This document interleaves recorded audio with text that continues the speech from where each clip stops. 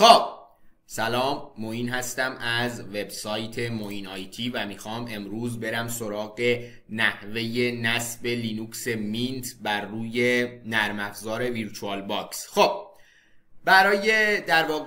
برای نصب نرم افزار ویرچوال باکس که یک مجازی سازه، داخل ویدیوی قبلی که اومدیم در واقع لینوکس اوبونتو رو بر روی ویرچوال باکس نصب کردیم، داخل اون ویدیو کامل نحوه نصب در واقع ویرچوال باکس رو گفتم. خب پس در این ویدیو مستقیم میریم سراغ در واقع نصب لینوکس مینت بر روی در واقع ویرچوال باکس. خب در ابتدا ما باید بیایم لینوکس مینت رو در واقع دانلود کنیم. پس داخل مرورگر مینت لینوکس میایم، مینت لینوکس رو سرچ میکنیم. اولین سایت اینجا رو ببینید، linuxmint.com سایت رسمیشه. وارد این سایت میشیم و در واقع با همچین صفحه‌ای روبرو میشیم. خب میایم اینجا بر روی دانلود کلیک میکنیم. خوب ببینید 3 نسخه داره لینوکس مینت، 3 نسخه داره.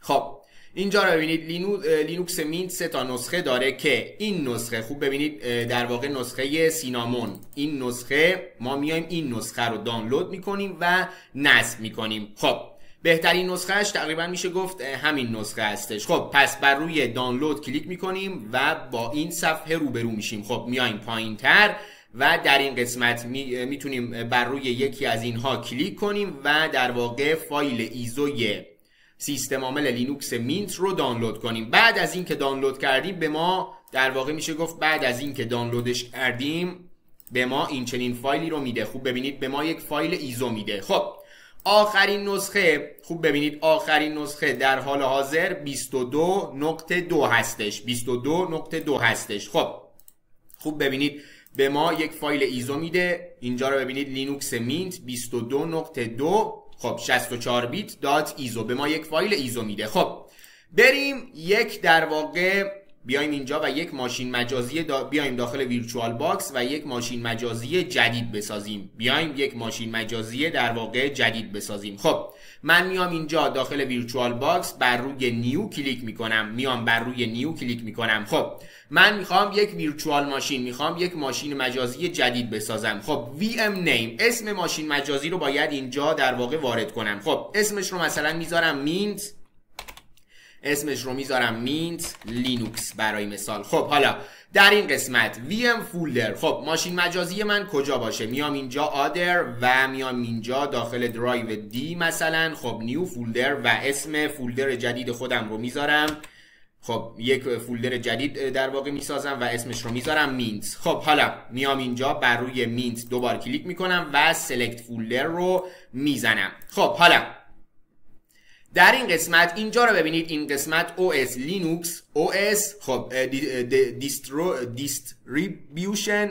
دیستریبیوشن ما میذاریم همین روی اوبونتو باقی بمونه. OS ورژن بذارید، در واقع خود ویرچوال باکس برای ما قرار داده اوبونتو 64 بیت. پس چی شد؟ OS لینوکس، OS در واقع دیستریبیوشن بذارید روی اوبونتو باقی بمونه. OS ورژن هم خود ویرچوال باکس برای من قرار داده 64 بیت، پس میذارم همین بمونه. خب حالا میام اینجا در این قسمت با این قسمت کاری ندارم. میام اینجا خب مقدار، خوب ببینید بیس مموری، مقدار رم میام اینجا میذارم 6144. خب من بیام اینجا یک ماشین حساب باز کنم. 6 ضرب در 1024 6144. خب 6 گیگ رم در واقع به این ماشین مجازی اختصاص دادم. خب مقدار CPU میذارم روی عدد 4 و در این قسمت خب خوب ببینید چه مقدار حافظه رو بهش اختصاص بدم. خود در واقع ویرچوال باکس گذاشته روی 25، من میذارم روی 50 مثلا. خب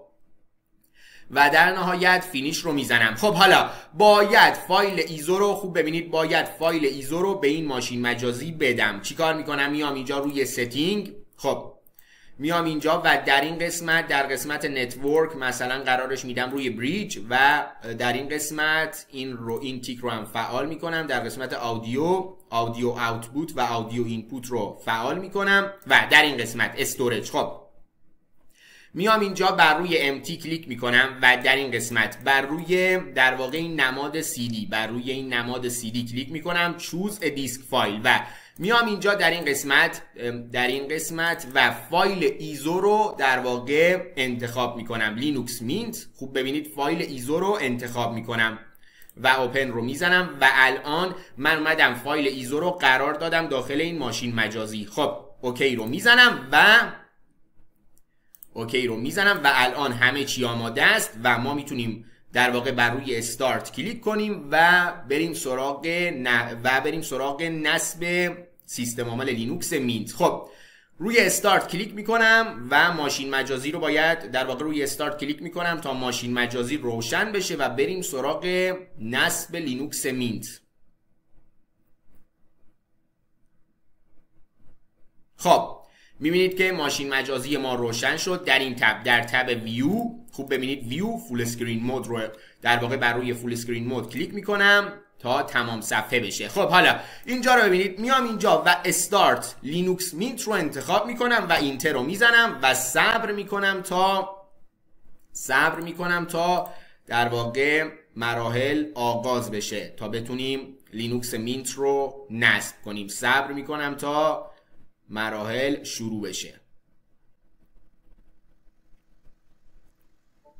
خب در این قسمت که برای ما در واقع صفحه سیستم عامل لینوکس مینت بالا اومد، میایم اینجا بر روی این قسمت، خوب ببینید میایم بر روی این نماد CD کلیک میکنیم که نوشته اینستال لینوکس مینت. میام اینجا بر روی در واقع اینستال لینوکس مینت، میام اینجا بر روی این نماد CD دابل کلیک میکنم، میام دوبار روش کلیک میکنم تا برای ما صفحه مربوط به نصب سیستم عامل لینوکس مینت باز بشه و بریم سراغ نصب لینوکس مینت.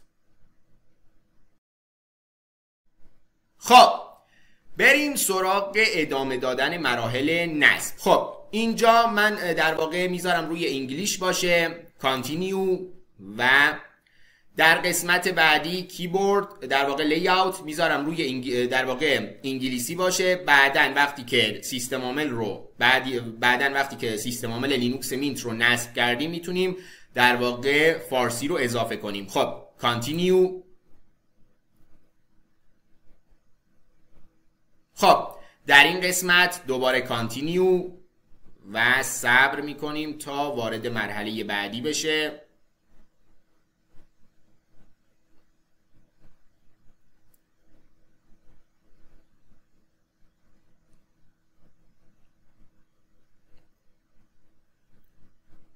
خب در این قسمت گفته erase disk and install linux mint. چون روی ماشین مجازی ما داریم در واقع این کار رو انجام میدیم، داریم لینوکس مینت رو نصب میکنیم، پس این قسمت مهم نیست.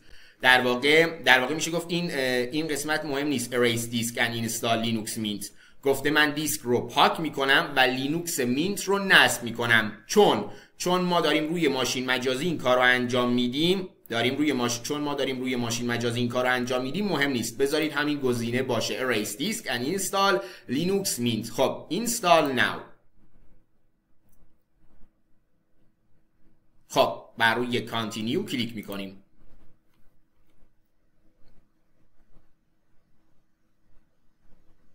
خب در این قسمت خوب ببینید میتونید هر جایی رو که دوست داشتید انتخاب کنید. اینجا رو ببینید میتونید هر جایی رو که دوست داشتید انتخاب کنید. مثلا برای مثال من انتخاب میکنم مثلا نیویورک.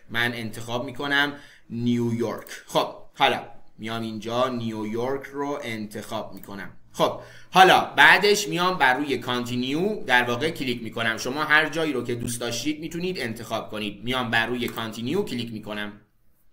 خب در این قسمت your name، من میام اینجا your name رو قرار میدم معین. خب اینجا رو ببینید your computer's name، من میام اینجا این ویرچوال باکس رو برمیدارم. اینجا رو ببینید میام ویرچوال باکس رو برمیدارم و به من اجازه نمیده که معین رو انتخاب کنم برای این قسمت. میام اینجا مثلا میام اینجا میگم مینت برای مثال. خب بازم اجازه نمیده، مثلا میگم لینوکس. خب الان به ما اجازه داد. خب حالا username، pick a username، میام در واقع میذارم همون معین باشه و choose a password. خب یک رمز عبور باید قرار بدیم. من میام اینجا یک رمز عبور قرار میدم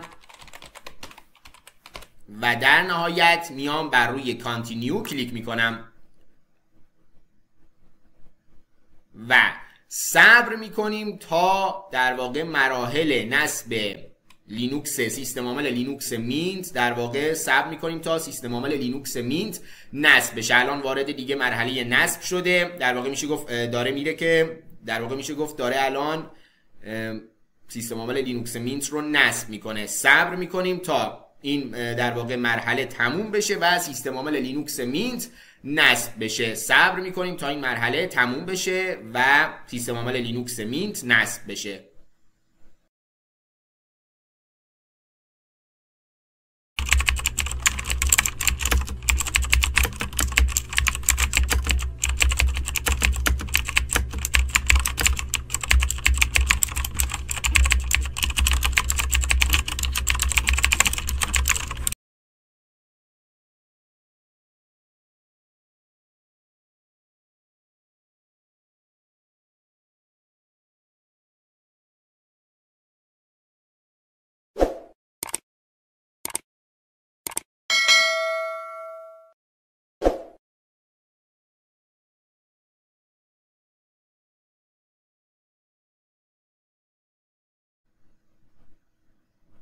خب میبینید که نصب سیستم عامل لینوکس مینت تموم شد، به ما میگه اینستالیشن کامپلیت. خب الان فقط کافیه بر روی ریستارت ناو کلیک کنیم. خب میام اینجا روی در واقع ریستارت ناو کلیک میکنم تا سیستم عامل لینوکس مینت ریستارت بشه و در واقع میشه گفت سیستم عامل لینوکس مینت بیاد بالا و ازش استفاده کنیم. خب در این قسمت به من میگه که باید کلید اینتر رو، باید دکمه اینتر رو فشار بدم. خب اینتر رو میزنم و باید وارد سیستم عامل لینوکس مینت بشیم.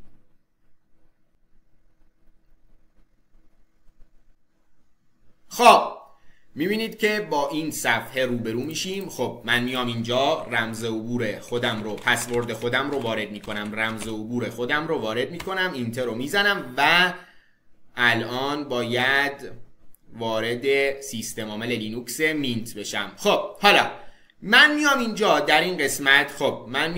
در این قسمت کلیک راست میکنم، میخوام در واقع میخوام صفحه رو فول اسکرین کنم. خب میام اینجا کلیک راست میکنم دیسپلی ستینگ و میام اینجا در این قسمت و رزولوشن رو خوب ببینید، میام اینجا رزولوشن رو میام اینجا قرار میدم بر روی، خب من میام اینجا قرارش میدم بر روی 1920 در 1080. میام اینجا رزولوشن رو قرار میدم بر روی 1920 در 1080. اپلای رو میزنم و کیپ چینج و تموم شد. به همین راحتی میبینید که سیستم عامل لینوکس مینت با موفقیت نصب شد و ما میتونیم ازش استفاده کنیم.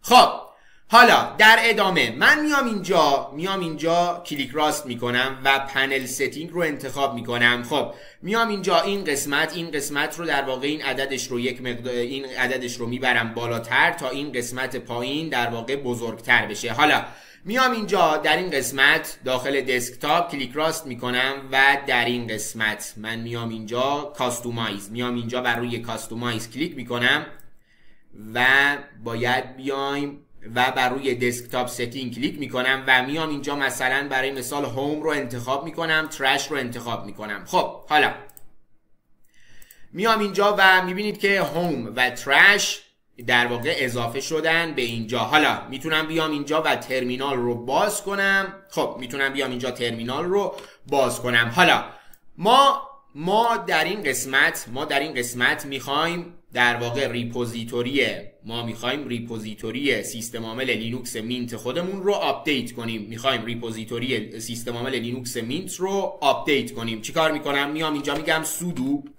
sudo apt update. میام اینجا میگم sudo apt update. اینتر رو میزنم، به من میگه پسورد یوزر موین رو وارد کن و اینتر رو میزنم و صبر میکنم تا در واقع ریپوزیتوری های سیستم عامل لینوکس مینت من آپدیت بشه. خب اینجا رو ببینید، به من میگه 23 تا پکیجز، خوب ببینید 23 پکیج can be upgraded.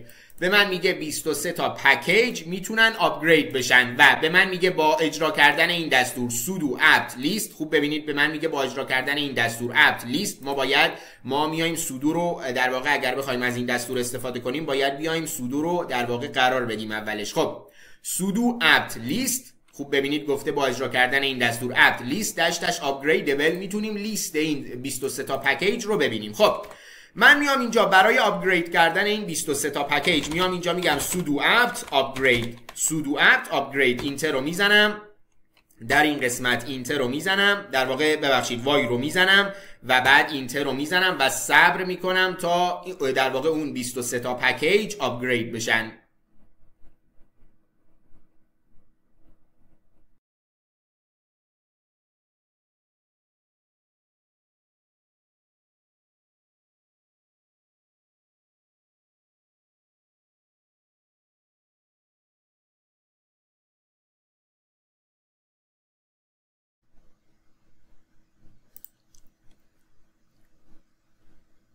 خب میبینید که تمامی پکیج هایی که در واقع من بیام این قسمت میبینید که تمامی 23 تا پکیجی که گفته بود میتونن آپگرید بشن همگی آپگرید شدن. حالا من میام اینجا با دستور کلیر صفحه رو پاک میکنم و میام اینجا میگم sudo apt update، میام اینجا میگم sudo apt update و اینتر رو میزنم و در این قسمت خب اینجا رو ببینید گفته 2 تا پکیج can be upgraded. خب خوب ببینید میام اینجا میگم sudo apt، من میام اینجا این قسمت رو خب کپی و میام اینجا خب پیست sudo apt list dash upgradable. خب اینجا رو ببینید میام اینجا میگم sudo apt upgrade، میام اینجا میگم sudo apt upgrade و میام اینجا و این در واقع این 2 تا پکیج رو در واقع میام در این قسمت کپی و پیست. حالا اینتر رو میزنم. خب اینجا رو ببینید sudo apt upgrade، اسم در واقع 2 تا پکیجی که باید آپگرید بشن رو اینجا قرار دادم. خب وای رو میزنم، اینتر رو میزنم و صبر میکنم تا در واقع میشه گفت صبر میکنیم تا کار انجام بشه. خب تموم شد. حالا میام اینجا کلیر صفحه رو پاک میکنم و دوباره میگم sudo apt update، اینتر رو میزنم و sudo apt update و میبینید که الان دیگه به ما میگه all packages are up to date. خوب ببینید all packages are up to date و در واقع میشه گفت کار ما در این قسمت به اتمام رسید. خب حالا در رابطه با اضافه کردن زبان فارسی به سیستم عامل لینوکس مینت، در رابطه با اضافه کردن زبان فارسی که ما بتونیم در واقع به فارسی تایپ کنیم، من میام اینجا داخل منو، خوب ببینید میام اینجا داخل منو و سرچ میکنم کیبورد، میام اینجا سرچ میکنم کیبورد. خوب ببینید خودش در واقع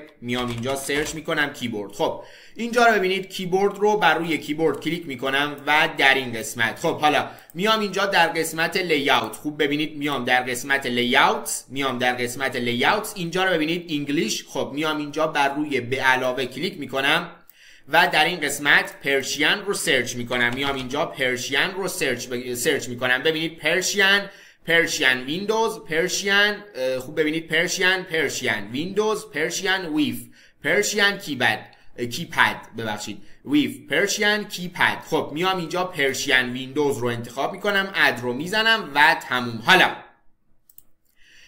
اینجا رو ببینید این قسمت پایین رو ببینید، من میتونم اینجا بر روی این قسمت کلیک کنم و بین در واقع 2 زبان فارسی و انگلیسی در واقع سویچ کنم. خب اینجا رو ببینید و میتونم در واقع کلید ویندوز بر روی کیبورد کلید ویندوز رو فشار بدم و اسپیس رو در واقع ببینید این پایین رو ببینید همزمان من ویندوز رو در واقع 2 تا کلید ویندوز و اسپیس رو در واقع خوب ببینید من در واقع کلید ویندوز رو فشار میدم و اسپیس رو در واقع خوب ببینید من میام اسپیس رو در واقع فشار میدم. اینجا رو ببینید کلید، پس با 2 کلید ویندوز و اسپیس میتونیم بین زبان فارسی و انگلیسی سویچ کنیم به همین راحتی. من میتونم بیام اینجا خوب ببینید کلیر با دستور اکو ما میخوایم یه چیزی رو چاپ کنیم داخل در واقع ترمینال. خب ویندوز اسپیس، خوب ببینید با دو تا کلید ویندوز و اسپیس میتونم بین زبانها، بین دو زبان فارسی و انگلیسی در واقع سویچ کنم، میتونم بین دو زبان فارسی و انگلیسی جابجا بشم. حالا